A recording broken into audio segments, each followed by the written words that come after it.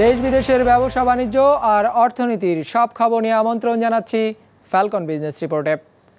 সরকারের অগ্রাধিকারের শীর্ষে থাকা 10 প্রকল্প বাস্তবায়নে ধীরগতি। চলতি বছর বরাদ্দের 65% খরচ হয়নি 10 মাসে। বৈধ পথে স্বর্ণ আমদানির পথ সহজ করতে খসড়া নীতিমালা অনুমোদন কার্যকর হলে রপ্তানির সুযোগও বাড়বে। বেসিক ব্যাংক ঋণ জালিয়াতির তদন্ত কবে শেষ হবে তা জানতে তদন্ত কর্মকর্তাকে তলব করেছে হাইকোর্ট। এমন সব খবর নিয়েই আমাদের আজকের আয়োজন।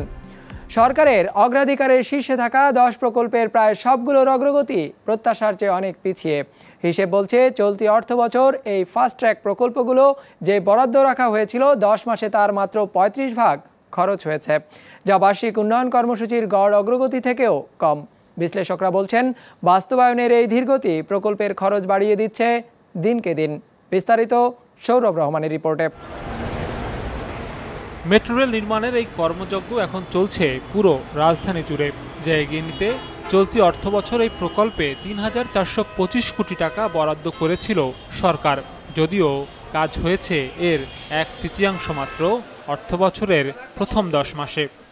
শুধু মেট্রো নয়, ফাস্ট ট্র্যাকের 10 প্রকল্পের 8টিতেই চলতি বাজেটে বিশেষ বরাদ্দ রেখেছিল সরকার। যদিও এপ্রিল শেষের হিসেব বলছে পদ্মার 4,703 কোটি টাকার মধ্যে খরচ হয়েছে 1,369 কোটির মতো, আর এর রেল সংযোগ প্রকল্পে আর্থিক অগ্রগতি 2 ভাগ মাত্র। এই সময় পায়রা গভীর সমুদ্র বন্দর নির্মাণে ব্যয় হয়েছে বরাদ্দের 23 ভাগ অর্থ। কক্সবাজার পর্যন্ত রেলপথ নির্মাণ প্রকল্পে এই হার 43 ভাগের মতো। তবে অগ্রগতি ভালো রূপপুর পারমাণবিক ও মাতারবাড়ি কয়লা বিদ্যুৎ কেন্দ্রে।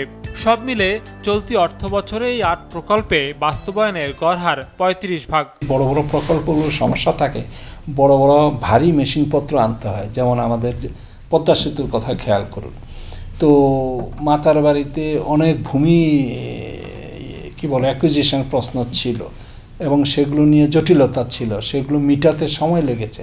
তো প্রথম দিকে বড় বড় প্রজেক্টগুলোর কিছুটা পরিস্থিতিগত কারণে এবং বড় ধরনের প্রকল্প এর প্রকিউরমেন্ট অনেক জটিল, বিদেশ থেকে অনেক আনতে হয়, তো সেগুলো অনেক ক্ষেত্রে কাটিয়ে উঠেছে। শীর্ষ পর্যায় থেকে এগুলোকে অগ্রাধিকার দেওয়া হয়েছে, সার্বক্ষণিক নজরদারি খবরদারিতে রাখার একটা কথা বলা হয়েছে। কিন্তু তারপরও আমাদের দেশে সাধারণ যে প্রকল্প বাস্তবায়নের যেসব দুর্বলতা, সেই দুর্বলতাগুলি থেকে বড় প্রকল্পগুলোও কিন্তু অব্যাহতি পায় নাই। আমরা যতই অগ্রাধিকার দিয়ে বড় বড় প্রকল্প বাস্তবায়নের জন্য চেষ্টা করি না কেন, সামগ্রিক যে প্রকল্প বাস্তবায়নের সমস্যা, সাধারণভাবে যদি আমরা প্রাতিষ্ঠানিক সক্ষমতা বৃদ্ধি করে এগুলোকে অ্যাড্রেস করতে না পারি, তাহলে কিন্তু আমরা বড় বড় প্রকল্পের জন্য একটা মরুদ্যান সৃষ্টি করব আর বাইরের দিকে বিভিন্ন সমস্যা থেকে যাবে, সেটা বোধহয় সম্ভব হবে না।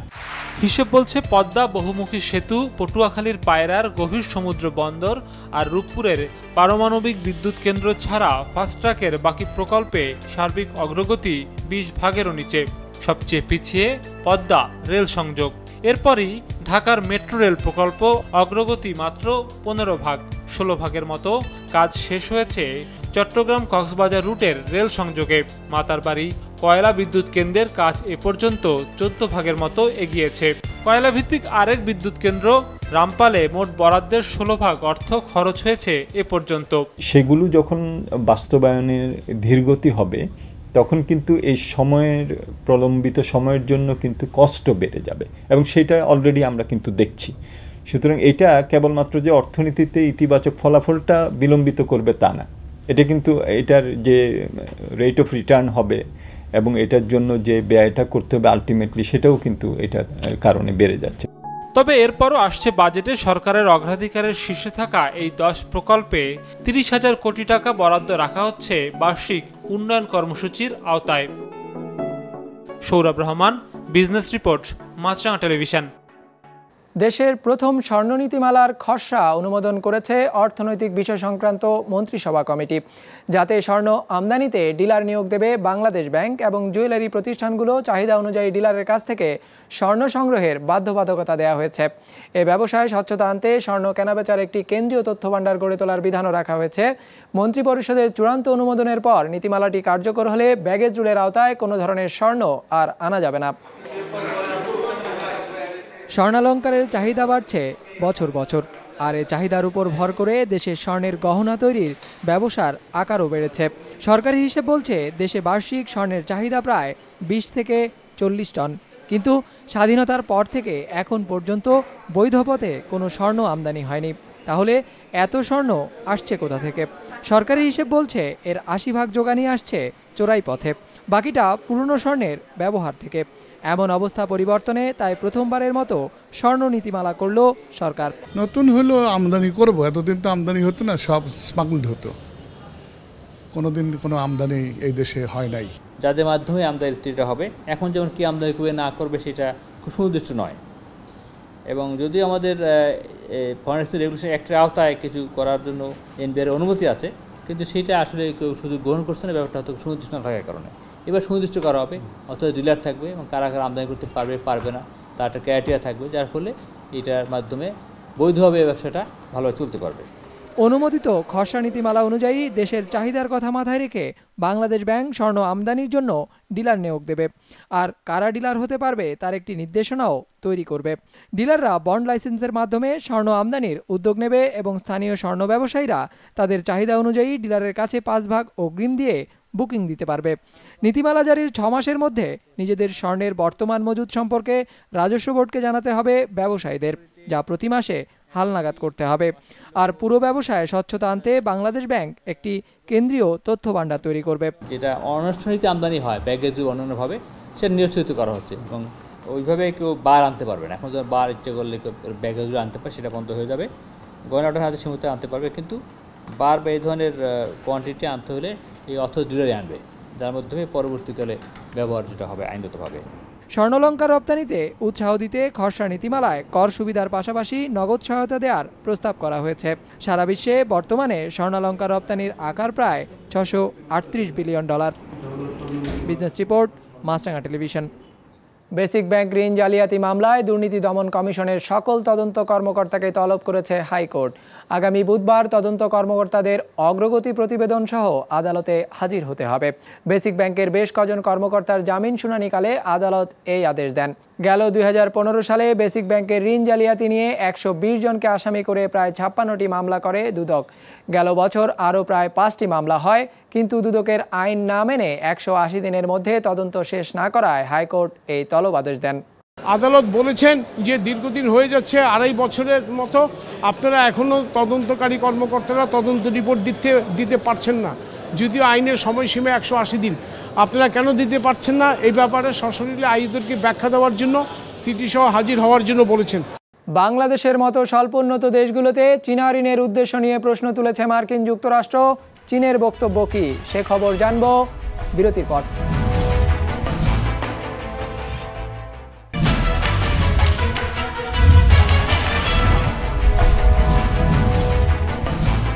আবারও আমন্ত্রণ ফ্যালকন বিজনেস রিপোর্টে। ঈদে জামদানি শাড়ির চাহিদা একটু বেশিই থাকে। শুধু শাড়ি নয়, জামদানি 3 পিস পাঞ্জাবিও রয়েছে আগ্রহের তালিকায়। ঈদের বাড়তি এই চাহিদা সামনে রেখে ব্যস্ত সময় কাটাচ্ছেন জামদানির কারিগররা। যদিও ভারতীয় জামদানির অবৈধ প্রবেশে বাজার হারানোর কথা বলছেন স্থানীয় জামদানি তাঁতিরা। নারায়ণগঞ্জ প্রতিনিধি আনিসুর রহমানের পাঠানো তথ্য ছবি নিয়ে ডেস্ক রিপোর্ট। মুঘল আমল থেকেই শীতলক্ষ্যা পাড়ের জনপদ বিখ্যাত ছিল মসলিন শাড়ির জন্য। এখন মসলিন না থাকলেও এ অঞ্চলের বুনন শিল্পের ঐতিহ্য ধরে রেখেছে জামদানি। ঈদকে সামনে রেখে তাই নারায়ণগঞ্জের রূপগঞ্জে জামদানি পল্লীতে এখন ব্যস্ত সময় কাটাচ্ছেন জামদানি কারিগররা।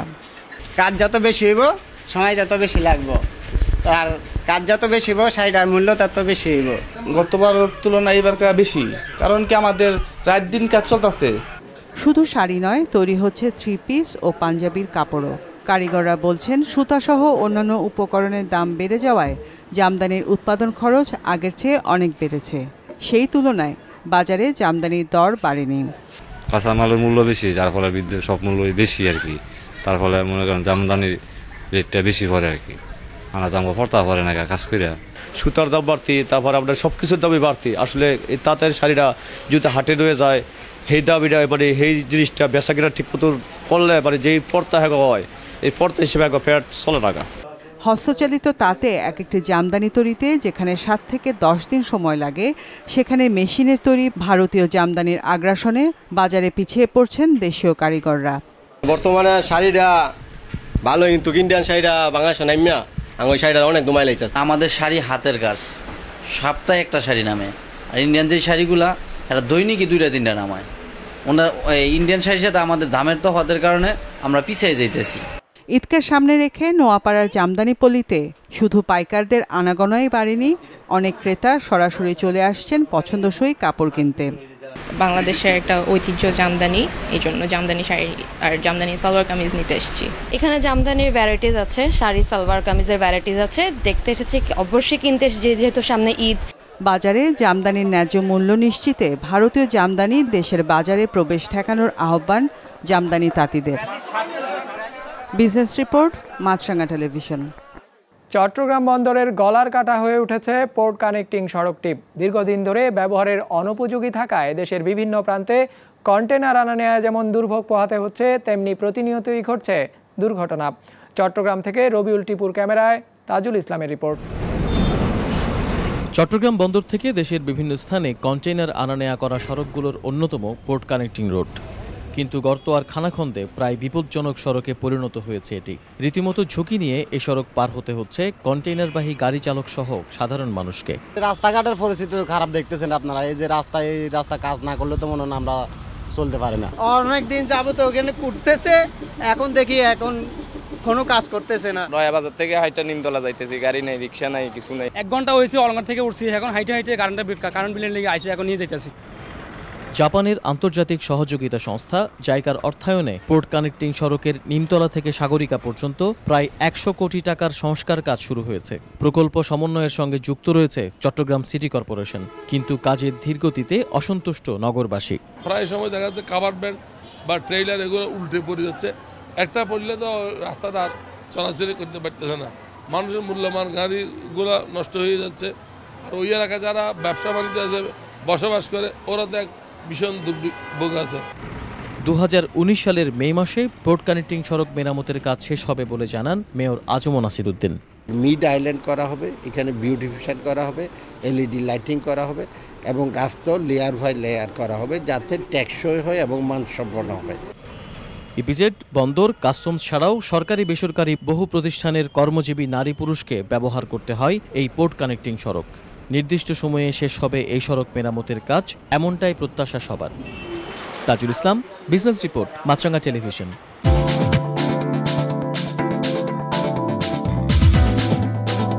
দরপতনের ধারা থেকে বের হতে পারছে না ঢাকা শেয়ার বাজার। দিন শেষে সার্বিক সূচক ডিএসই 30 পয়েন্ট কমে দাঁড়িয়েছে 5361-তে।